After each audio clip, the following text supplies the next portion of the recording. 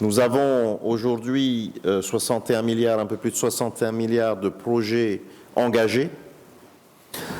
Alors, ce sont des projets donc, qui vont s'exécuter sur plusieurs exercices, mais ce sont des projets qui sont à ce jour engagés d'investissement public pays, puisque nous sommes bien sur les investissements publics du pays dans cette conférence de presse, comme l'a rappelé le Président.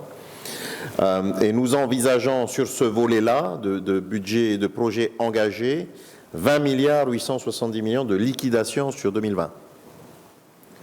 Ça, on vous parle de ce qui est, comme on dit dans le jargon du secteur, dans le pipe, quoi, et qui est donc dans le tuyau, pardon, oui, pas d'anglicisme. En tout cas, c'est ce qui est engagé par la collectivité, donc c'est le fruit du travail de l'ensemble du gouvernement. Ce sont des mobilisations très fortes. Vous savez que ça fait un peu plus de 3 exercices budgétaires que nous mettons l'accent sur l'investissement public. Et donc, ça assure un volume de projets à déboucler là sur 2020, 2021, 2022, en fonction de la maturité de chacun des projets. Mais ce sont des choses concrètes, engagées, effectives à ce jour. Et sur ce volant-là, 20 milliards, un peu près de 21 milliards, donc, seront liquidés cette année en fonction de la réalisation de chaque étape, de chaque projet. Ça, on va dire pour les entreprises, c'est ce qui est en activité aujourd'hui. Voilà. Ça assure quand même un volume de travail assez important. Je vous rappellerai, c'est un chiffre que je cite souvent à l'Assemblée, en 2012, 12 milliards étaient liquidés. Donc pour que la presse, qui bien sûr a une excellente mémoire, puisse avoir un élément de comparaison. Voilà. À ce chiffre-là, alors sur ce chiffre-là, il faut savoir aussi qu'il y a près de 20 milliards de travaux qui seront lancés au second semestre. C'est-à-dire que si on isole la partie études, les travaux effectifs, c'est 20 milliards en lancement second semestre. Alors, sur cette enveloppe-là, il y a des appels d'offres qui sont passés, qui ont été notifiés, les OS sont en cours ou vont être faits. Les ordres de service. Donc voilà. Mais ça, ce sont des travaux effectifs, c'est-à-dire que ce chiffre-là nous donne, on va dire, une idée du volume d'activité, un taux d'activité effectif chantier. Parce que vous savez que sur un projet, il y a un volet études, il y a un volet chantier, il y a plusieurs volets effectivement qui se déroulent. Là, on parle bien des travaux, donc des chantiers. Il y a aussi des appels d'offres, et c'est le chiffre qu'a cité le Président tout à l'heure, qui seront lancés au second semestre. Et on va revenir dans les détails tout à l'heure. Ça, c'est donc l'avenir immédiat, parce qu'en fonction des chantiers, il y a des appels d'offres qui seront lancés au second semestre, dont les chantiers vont démarrer aussi au second semestre, qui viendront en plus donc des chiffres qui sont annoncés là. Voilà, c'est pour bien repréciser l'ensemble des chiffres, parce qu'on est en comptabilité publique, bien entendu, donc on ne peut pas additionner les chiffres dans tous les sens. Voilà, donc 61 milliards de projets engagés d'investissement public qui vont s'effectuer sur plusieurs exercices. Sur ces 61 milliards, 20 milliards feront l'objet de liquidation dès cette année. Donc ça, c'est les chantiers en cours, et puis à réception, on paye, ou en fonction du phasage. Et 19 milliards de travaux qui seront lancés sur le second semestre. Donc voilà, les entreprises qui ont besoin d'occuper les salariés du BTP, il y a 19 milliards de travaux. Mais nous avons en plus 25 milliards d'appels d'offres qui se traduiront ou pas par des travaux au second semestre en fonction de la maturité des projets, mais on va rentrer dans le détail par ministère juste après. Peut-être encore, donc en élément de synthèse, avant de voir le détail, c'est qu'on reviendra, comme le Président l'a dit, sur le plan de relance global de l'économie polynésienne, très certainement au mois d'août, parce qu'il faut, là on est sur l'investissement public du pays, et c'est le zoom que l'on fait aujourd'hui. Il y aura, au terme de la réunion avec les communes et avec l'État, l'investissement public global, c'est-à-dire pays, État et communes. Et puis il y a l'investissement privé, qui fait aussi l'objet d'un volet du plan de relance, mais qu'on détaillera quand il sera prêt au mois d'août. Comment est-ce qu'on va accompagner les porteurs privés et les ménages, entreprises et ménages. Mais là, nous sommes bien sur l'investissement public pays. Et comme le Président l'a rappelé dans son intervention, il y a bien un volet aujourd'hui dans ce cadre-là, dans le cadre du plan de relance, d'assouplissement de procédures publiques sur une durée déterminée de 3 ans, pour effectivement assouplir et fluidifier les marchés, parce que pour que les chiffres qui vous ont été annoncés puissent se réaliser, il faut fluidifier. Et donc, nous travaillons avec le secrétaire général du gouvernement et un texte sera présenté bientôt à l'Assemblée donc sur les notions de seuil, de formalité, de rythme de consultation, de commission d'appel d'offres, des délais de notification que nous souhaitons rapides. Il y a du domaine législatif et puis de l'organisation aussi des ministères pour fluidifier tout ça et dématérialisation des procédures. Je pense que la période Covid-19 nous a aussi appelé à dématérialiser de plus en plus les procédures parce que des chantiers auraient pu aussi être lancés si tout était dématérialisé. Donc, pour appuyer et on va dire rendre concret les éléments d'assouplissement des procédures publiques qui ont été annoncés par le Président, nous allons créer une commission interministérielle de relance. Ça, c'est une commission interne au pays, au gouvernement et à l'administration du pays, qui en fait sur les projets, les grands projets, mais nous allons voir qu'en fait sur tous les projets d'investissement public en particulier, on va réunir les services instructeurs sous l'autorité du président et quand il ne peut pas du vice-président pour pouvoir, alléger, accélérer les procédures. Ça ne veut pas dire qu'on regardera avec moins d'attention les impacts environnementaux, sanitaires, d'hygiène, etc. Non. Mais ça veut dire simplement qu'on veut réduire les délais de transmission, par l'interministérialité, accélérer aussi les questionnements qu'il peut y avoir entre services pour éviter que les dossiers aillent vers l'un, puis reviennent vers l'autre, puis repartent vers le suivant. Ce qui est déjà fait de manière ministérielle, mais le président a souhaité le réunir autour d'un comité interministériel.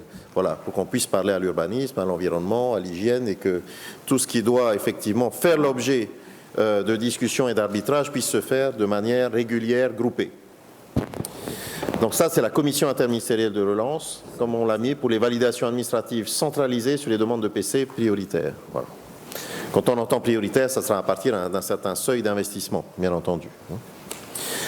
La création du comité de pilotage des investissements publics, le président vient de l'annoncer, donc État, pays, commune. Donc là, c'est une instance institutionnelle, on va dire État, pays, commune. Qui va consister à pouvoir augmenter, on le souhaite, les projets en partenariat avec les communes, parce qu'on oublie souvent que les communes sont parmi les premiers investisseurs potentiels du pays. Il y a des budgets importants, notamment au FIP, mais au travers aussi de tous les dispositifs État-pays qui sont déployés avec les communes. Donc il est important dans ce cadre-là qu'on passe en revue les projets prioritaires des communes, qu'on assure le financement derrière et que les autorisations administratives ensuite puissent être débouclées. Ce comité sera aussi chargé d'un pilotage soutenu des instruments financiers, contrat développement, 3IF, FIP, comme je viens de l'annoncer, c'est-à-dire que tout ce qui est annoncé doit être financé, les financements doivent arriver au bon moment. Ce n'est pas qu'une question d'autorisation administrative derrière, donc il est important d'avoir cette coordination.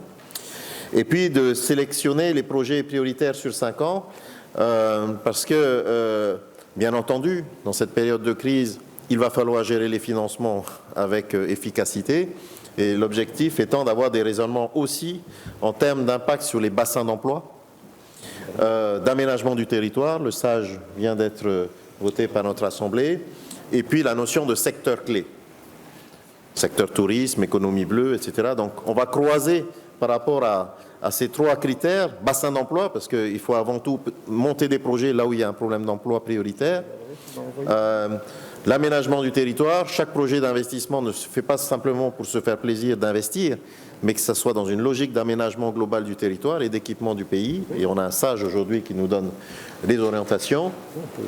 Et puis enfin, de secteurs clés, c'est la dernière clé de répartition, tourisme, économie bleue, numérique, enfin voilà, les secteurs clés prioritaires du développement du pays, énergie, etc. Tout ce travail en amont est un travail, on va dire, institutionnel, public. Tantôt à l'échelle du gouvernement et de l'administration, tantôt en inter-institution avec l'État et les communes. Le président nous a demandé de réactiver l'observatoire du BTP, mais de manière plus dynamique peut-être que ça existait auparavant. C'est-à-dire que l'observatoire du BTP sera l'instance par contre de concertation avec le privé, d'échange, où on se dira tout, et tout ce qui peut être dit, pour faire en sorte que la machine fonctionne. C'est à ce niveau-là qu'on invitera donc les syndicats du BTP et dans tous les métiers, les promoteurs aussi, tous les métiers de l'art, l'ISPF, bien sûr, qui assure le secrétariat de l'Observatoire du BTP, mais aussi la délégation à l'habitat et à la ville, qui n'existait pas lorsque l'Observatoire se réunissait, l'OPH et tout ce que j'en appelais les ministres investisseurs, c'est-à-dire ceux qui ont une grosse part de l'investissement public en charge. Donc notamment, bien sûr, notre ministre de l'Équipement et des Ports, notre ministre de l'Habitat, du Logement, mais le ministre de la Santé aussi investit, enfin tous les ministres, la ministre du Tourisme, on investit tous les grands projets de Polynésie dont j'ai la responsabilité aujourd'hui, voilà. Donc là, par contre, on va dire, les tableaux de bord qu'on va vous présenter aujourd'hui seront régulièrement mis à jour et présentés au cours de cet observatoire du BTP, dont on déterminera ensemble avec les professionnels du privé le rythme de réunion. Je pense qu'il sera plus soutenu en début de relance et puis après on pourra laisser passer, mais c'est important de donner de la visibilité au secteur privé de manière globale, parce qu'après chacun répond au marché public, hein, bien entendu, de manière individuelle, entreprise. Mais donc nous souhaitons convier les syndicats à cet exercice-là et ça permettra de faire un point aussi bien de la commission interministérielle de relance en termes de volumétrie, le nombre d'autorisations administratives délivrées, le nombre d'ICPE délivrés, le nombre de PC délivrés pour qu'on suive, pour dire si c'est efficace ou pas. Et puis de faire aussi un point régulier sur le comité de pilotage des investissements publics pour voir les financements État, pays, communes qui sont déployés en financement de ces opérations-là. Voilà. Donc l'objectif, on a nos 20 milliards qui sont normalement dans le tuyau, pas le pipe, pour être liquidés cette année. Et au travers de tout ce qu'on va lancer, il faut qu'il y ait 10 milliards de liquidation en plus. L'année dernière, on a pu faire 29 milliards. L'objectif, c'est 30 milliards cette année, malgré la crise, alors qu'il y a eu 2 mois de confinement. Donc ça veut dire qu'on va mettre des bouchées doubles pour faire en sorte que l'investissement public, sans attendre, soit au rendez-vous effectivement du soutien à l'économie. Voilà. C'est le challenge qu'on s'est fixé et qu'il va nous falloir atteindre avec toutes les parties prenantes. On est confiant, ça veut dire aussi qu'on a besoin de la mobilisation des entreprises pour l'atteindre. Mais on sait que c'est plutôt une demande du secteur professionnel de pouvoir maintenir ce rythme. Je rappelle, 12 milliards de liquidation en 2012, 29 milliards l'année dernière, qui a été la meilleure année en termes d'investissement du pays. On espère quand même tout faire pour atteindre ces 30 milliards cette année. Voilà, à titre préliminaire, je propose qu'on passe au détail. C'est important, hein, ce sont les outils que nous voulons actionner pour que effectivement nous atteignions nos objectifs. Et le Covid nous a appris pas mal de choses. Et le Covid va nous obliger à réaliser certains vœux que nous faisons depuis un certain temps, en particulier au niveau de l'accélération des procédures administratives.